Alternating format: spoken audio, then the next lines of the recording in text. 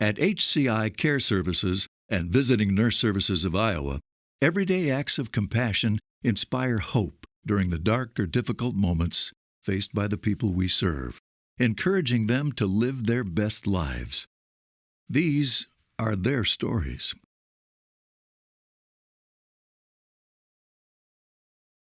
"11-year-old Haley had been looking forward to the birth of her twin brothers.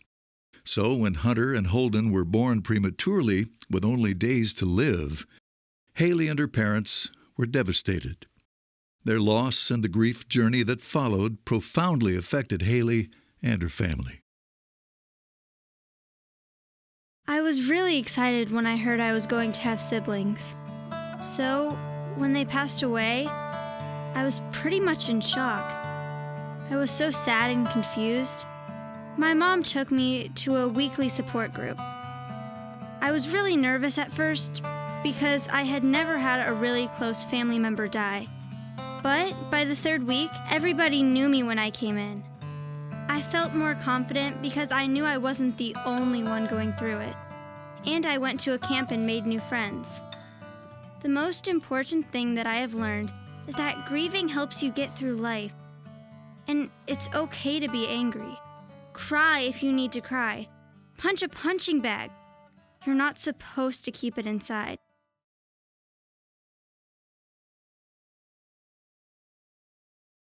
Claudier and his wife Marie had both lost family members in the war and genocide that ravaged Rwanda. Nothing was more important to the couple than finding safety for their growing family. They came to the U.S. seeking a better life. When we first came to this country, we did not have a lot and we did not know any people. But we were looking for new opportunities. We were committed to working hard and to making a safe home for our family. When we came here, my wife was pregnant. During a medical visit, we learned about a program that could help us. A case manager started coming to our home weekly, and she gave us information about how things work here. She helped us to understand about the services. So many things. We benefit a lot from being in the program. I have told many people in the community about the program, many pregnant women, and helped them sign up for services. Everywhere I go, there is a challenge for those who don't speak English. Several years ago, I became an interpreter. Now, I find joy working for the organization that once helped my family. I have 2 sons now, Brian and Kevin, and my wife and I are expecting a daughter. My dreams is for my children to study hard, to be safe, and to be successful.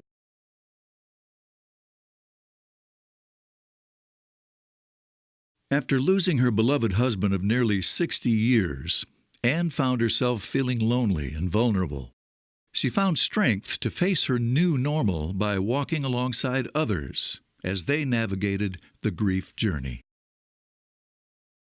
Nobody ever talks about this. You just ignore it until it happens, and then you're right there in the middle of it. It's hard to remember a time I wasn't with Fred. He was my other half. I didn't think I relied on him as much as I did. I've always prided myself on being independent. But sometimes I wake up at night and find myself tiptoeing out of the room because I forget that I'm alone.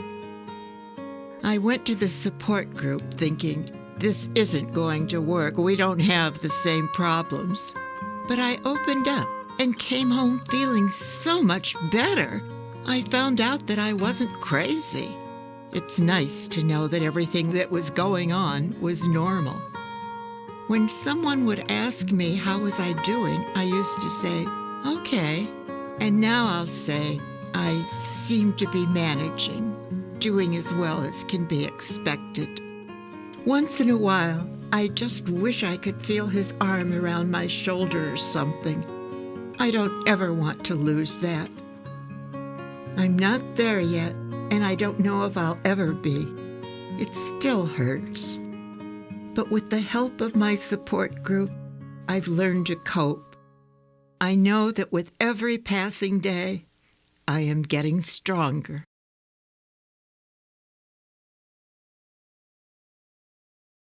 At the young age of 17, Dana learned she was pregnant. One day she was in honors classes, thinking of prom and life, all the opportunities that come after high school graduation. The next, she was on an unknown path that would change her life forever. This was not part of my plan, and I was scared.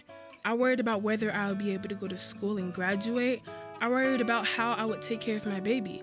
I worried about the school I missed because of doctor's appointments and morning sickness. The school nurse told me about a program that could help, and I'm so glad I did it. I developed a great connection with the nurse who came to my home. She helped me sign up for other programs in the community and get to my doctor's appointments. If I needed help or had questions, she helped me right away. She gave me the tools I needed to gain confidence and be a good mom. Through all this, I have learned to not give up, to believe in myself, and it's okay to ask for help. Today, my daughter Akila is 2, and we're doing great. She knows her colors, she counts from 1 to 10. I read to her a lot.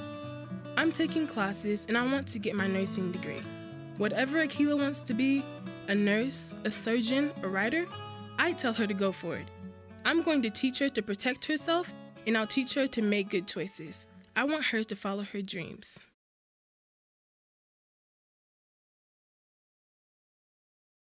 When Tevito was bedridden with a terminal illness, his family struggled to find the resources to move him from Chicago to the family's home in Iowa. So his teenage son, Tevito Jr., was grateful when the local hospice team stepped in, helping to pay for special transportation to get his father back home where they could be together. At the hospital, we didn't know what we were going to do with my dad. It was hard to take it in. But then the hospice here said they could get him home and an interpreter could come to help my parents communicate with the care team. I didn't know much about hospice before. Thought it was about dying patients, but it's so much more. Everyone has been so nice. They bring us supplies and they bathe him and they take his vitals to see how he's doing and brought him a special chair to get him out of bed. They surrounded my family, brought us together and helped with things, we couldn't do. It's sad, the little things that hit you. Like my dad loved to cook. He always made me scrambled eggs that came out fluffy. I wish I had watched him make them so I could know how. But because of hospice, I can see him here every day. We're so thankful for that.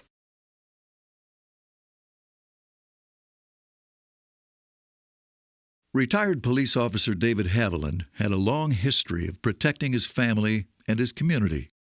And he was tough. He'd fought cancer before and won. But this time, David's doctor said they had done all they could, and it was time for hospice. David's wife, Twyla, and their children began to prepare their goodbyes. 5 days. That's all the time we thought we had with David when he first came to Kavanaugh House. We never thought those 5 days would become 23. That time allowed him and us to just focus on what mattered most. But there were good days and bad days, but hospice gave him the dignity to maintain his terms until the end. If he wanted a Jolly Rancher, a Manhattan, a beer, we got it for him. David got to stay in control. He was determined to go on his terms. Anytime we had questions, the hospice staff were honest and they always gave us a direct answer. But they were always kind. If you want to know what kindness and compassion are, you need to visit a hospice. David got so many visits from the guys he used to work with, friends of ours, people from church, and we got to hear stories about him we never knew. Those 23 days, they changed us as a family. We learned how to enjoy the little things more, to be more present in the moment, because you never know how much time you have left. We believe someone may live a happier life because we took the time to share what we have to give. Even the smallest act of kindness has the potential to turn a life around. Your generosity helps us serve the thousands who are still waiting for acts of compassion, care, and support. Thank you. Thank you. Thank you. Thank you. Thank you. Thank you. Thank you.